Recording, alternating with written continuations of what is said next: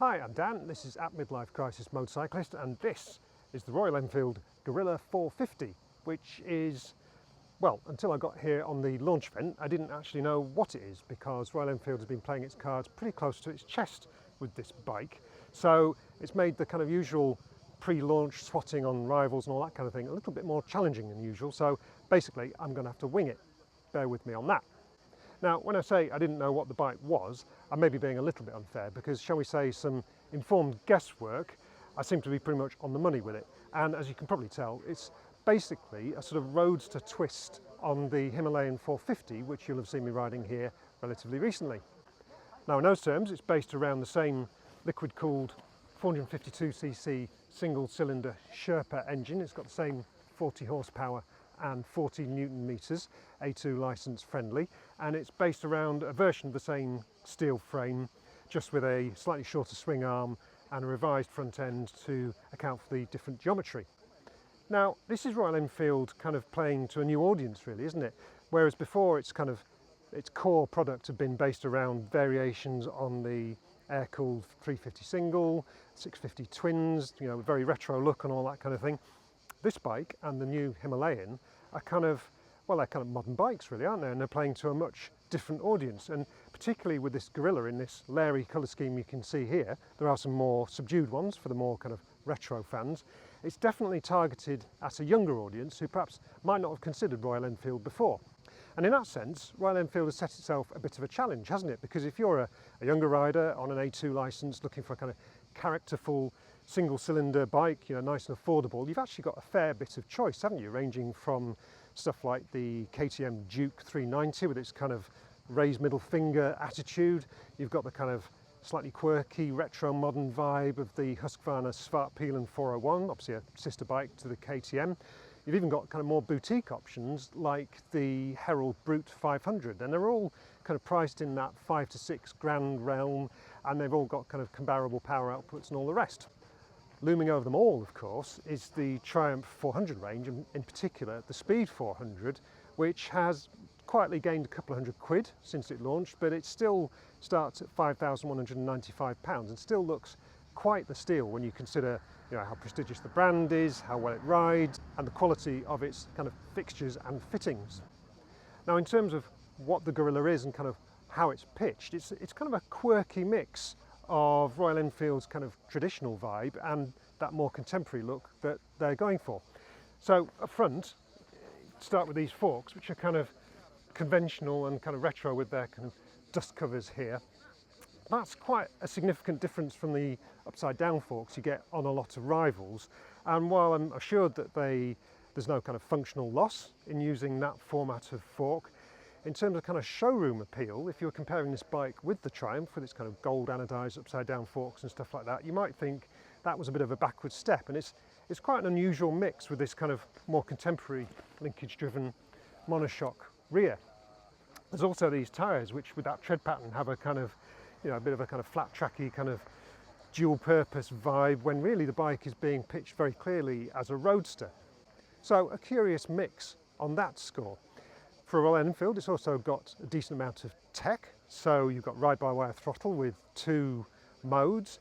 You've got ABS, obviously, and then you have the kind of the distinctive Tripper circular display here with its Google-powered app, which supposedly you can connect to your phone and then navigate off the screen. I've not actually got the app to work properly yet, so hopefully somebody here can help me out with that. Suffice to say, it's quite a different vibe from the more traditional Royal Enfields we're probably used to.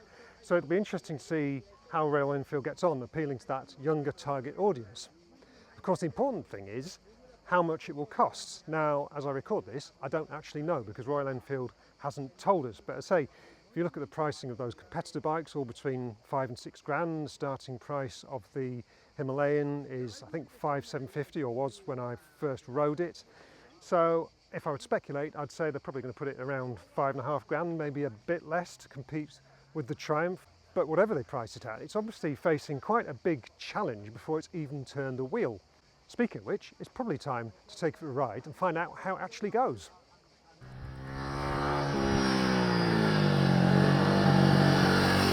Okay, so on the road with the Royal Enfield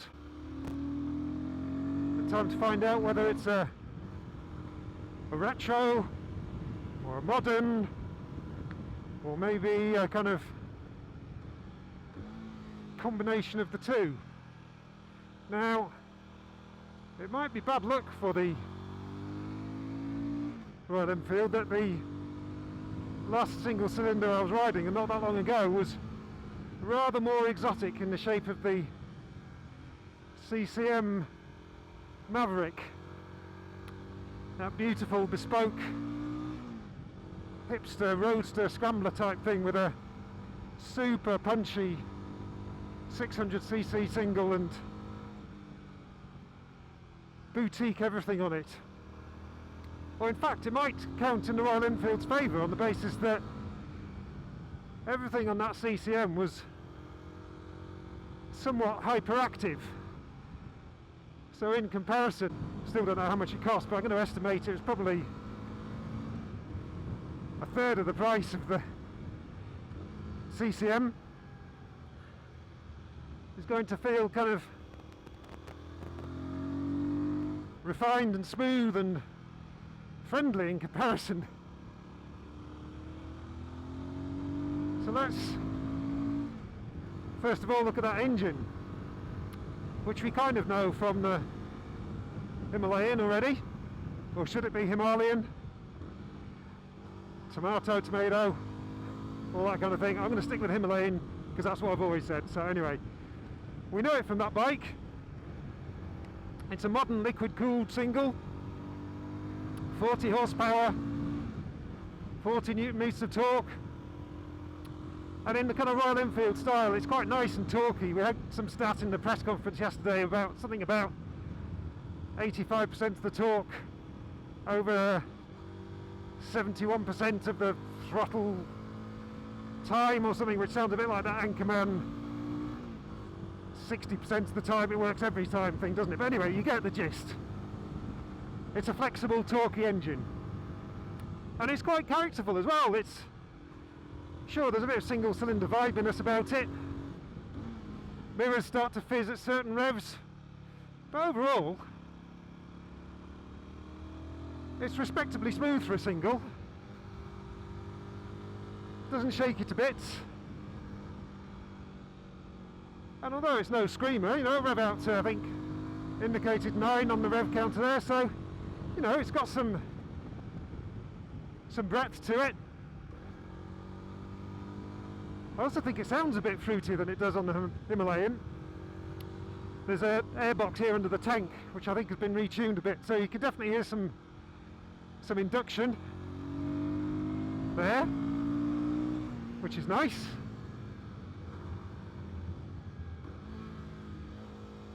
And in terms of gearing, 6-speed gearbox, and the ratio is the same as on the Himalayan. Final drive is a little bit longer, 45 tooth sprocket rather than the 47 on the Himalayan, but the slightly smaller tyre on this bike kind of offsets it, so it's very, very slightly taller geared than the Himalayan, but then that's obviously built for off-roading as well. So, but one thing that's nice is that you notice that the bike's performance range is kind of in that up to 60 miles an hour, which on a road like this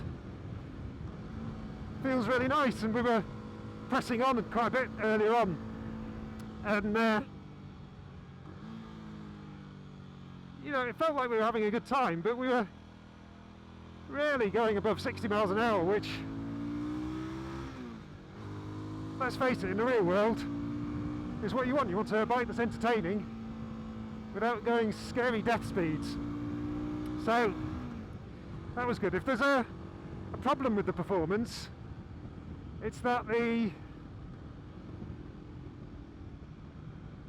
bike does weigh a bit more than some of its competitors, so it's quite hard to get like for like weight comparisons, because everybody measures the weights on their bike differently, don't they? You know, some dry, some with fuel, some ready to ride, whatever that is. But with fuel, this is 184 kilos, which compares with the 170 kilos of the Triumph Speed 400. And Triumph's weights are usually fueled and ready to ride. So I think that's probably a reasonable comparison. So, you know, over 10 kilos more, which is a chunk. And against the KTM and the Husqvarna, again, they only claim fueled weights or something, but yeah, it's definitely heavier than those bikes. And what sounds like a small weight difference in the grand scheme of things, when it's a bike that weighs as little as this and only has 40 horsepower, you know, 10-15 kilos is enough to make a difference, and it perhaps loses a little to the Triumph. It's a little while since I've ridden the Triumph, but from memory I'd say it is a fraction slower and perhaps slightly less refined than the Triumph as well. But it's not to say it's bad, and it's certainly on the money for the class, and most of all it's fun, and that's all you could ask for really, isn't it? Now what about the suspension? So in the introduction I was saying how maybe I was a little underwhelmed at the look of those conventional forks, the fact that they're not upside down ones like you get on a lot of the rivals. I think perhaps that opinion was coloured by the fact that the Interceptor that I rode for a while had similar looking forks, and they were quite frankly dreadful. You know, if you braked, they would just dive through all their travel, so you're effectively getting a third of the travel in a situation like this where you're turning in on the brakes or whatever. So thankfully these are Showa forks, and they do at least seem to have a decent amount of support in the mid-stroke, the damping, so when you're on the front brake like that, they don't just dive through all their travel. They've got 140mm, 150mm at the back, so that's quite a lot for a kind of a roadster kind of bike, but it means it's nice and comfortable. But yeah, I'm impressed with the kind of the damping support. Can I tell any difference with them being conventional and not upside down? Maybe a smidge of steering precision, I don't know really, but aesthetically I still think it's going to be a bit of a weakness in the showroom. I think the fact that other bikes in the class have glitzier looking forks, it does make a difference when you're choosing a bike, doesn't it? So we can argue the toss on that.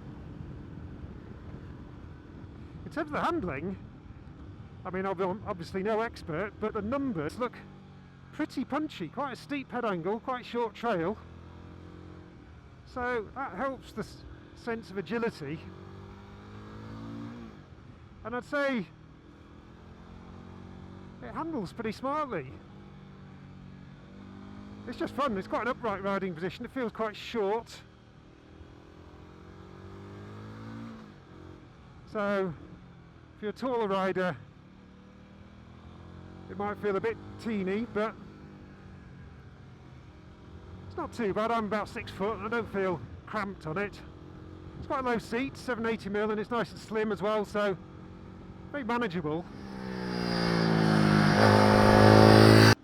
Right, so now we've caught up with the rest of the group, I'm going to talk to you about another quirk that I've noticed about the handling of this bike, and it seems one that's common to all Royal Enfields I've ridden. And that is that the front brake isn't really all that. It's better than the Interceptor, and it's definitely better than the Shotgun.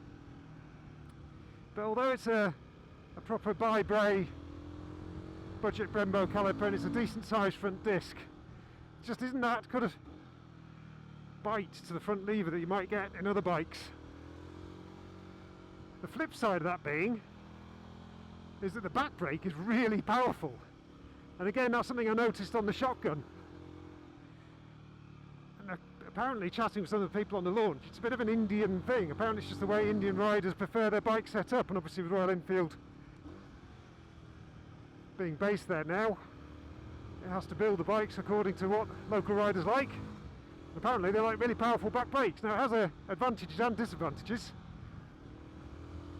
In the twisties, it's quite nice because you can trail a bit of brake into the turns rather than do all your braking on the front brake, stand it on its nose as you might in a sports bike. You can kind of trail the back brake into the turns, and it just seems to stabilise the bike quite nicely. Although you can get caught out because because that back brake is more powerful than perhaps you might be used to, one thing I found is it definitely doesn't have cornering ABS, because I've actually felt the rear brake lock up a couple of times when I've been braking really hard for corners and the bike's been leaned over, which is something new for me, but you know, you get used to it and it doesn't unsettle the bike too much. As long as you balance it out and brake and just aware of that kind of quirk of the way the bike handles, it becomes actually quite a useful way to ride it. In terms of the rest of the bike, the tech and things like that, the rider modes, feels like there's a bigger difference in the rider modes than there was on the Himalayan. So there's an eco mode and I think a performance mode they call it, but there's definitely a bigger difference between them. I didn't really feel much of a gap between them on the Himalayan, but here there seems to be that more decisive difference in the way the throttle responds, so that's good. The tripper dash here, which you can see, it's probably flickering on the GoPro because something to do with the frame rate. I've kind of got mixed feelings about this. Now, the Royal Enfield guys are really passionate about the fact you can link it with your smartphone, you can get navigation, music, phone calls, text messages, all that kind of thing. Two problems with that. One being it doesn't seem to like iPhones as much as it does Android handsets, so I've not been able to get it to work properly with my iPhone. Might need a little bit more fettling, but I struggled with the shotgun I've got back at home as well, so it doesn't seem to work. But perhaps more fundamentally, one of the reasons I ride a motorbike is to get away from screens and phone calls and all the rest of it. You know, getting on a motorbike for me is time not interacting with the screen, not taking phone calls, not reading text messages or WhatsApps or whatever it might be. So I understand that Royal Enfield is trying to attract a younger audience, and many of them want that connectivity with the handset, and it means you can ride without your phone on the handlebars as well, so that's probably a good thing. But the fact that it seems a bit flaky and doesn't seem to work that well, apart from that, it's great. So yes, I could take or leave the whole tripper dash thing. I can see why they've done it. I've been told by people who have got it to work that it's pretty slick. And it's a nice integration of a kind of an old-fashioned circular dial with kind of the retro vibes and all that kind of thing, some modern tech. So if it works for you, then great, but I will admit I'm less sold. And also it's quite difficult to see it in strong sunlight as well, so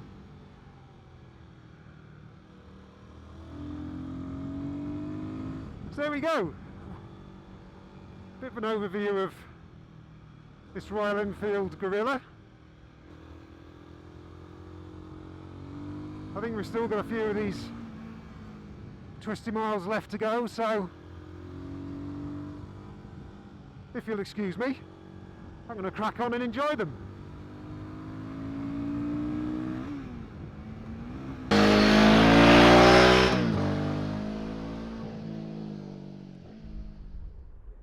Okay, so that was the Guerrilla 450, and this is the morning after the night before, and my second attempt at an outro, because the crucial piece of information that I didn't have when I filmed the introduction and the riding impressions was the price.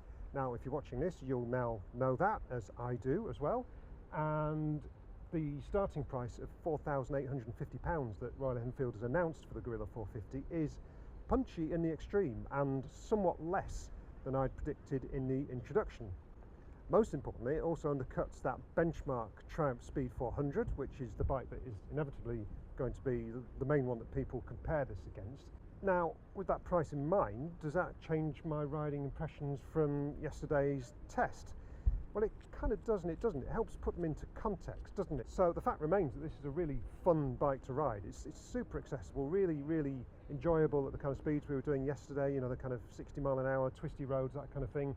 It's confidence inspiring for a beginner like me. I think if you're a more experienced rider, you'll appreciate some of its capabilities as well.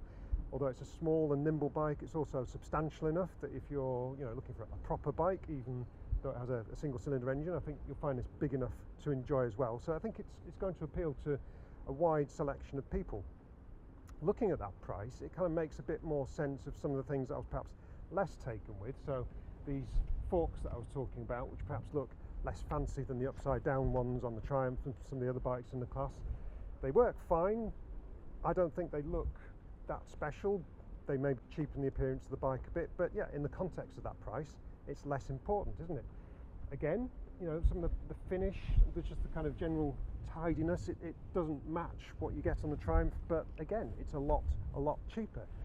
The one you see here, like the one I was riding yesterday, that's £5,050, so still £200 less than the cheapest Triumph. So again, the kind of compromises that you might make in terms of fit and finish and all that are less of a factor than they might otherwise have been if it was priced where I thought it might be. So impressive work by Royal Enfield there. They obviously had a target in mind, and they obviously wanted to undercut the competition, and they've done that really impressively.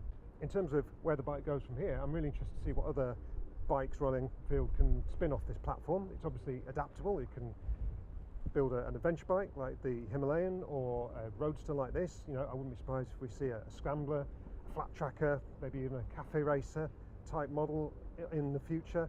It'd be also interesting to see what owners do with it, because there's a big culture of customization that Royal Enfield encourages as well. So things like this bolt-on subframe at the back means people will be able to fiddle with the format of the bike, change it around a bit. So it'll be really interesting to see both what Royal Enfield does with it and the owners as well. So there we go, that is the Royal Enfield Guerrilla 450. I hope you enjoyed the video. If you did, make sure you hit like. If you're not subscribed already, please do so, and join me in the comments. I'm sure there'll be plenty to talk about with this bike. And in the meantime, I'll say thanks for watching, goodbye, and ride safe.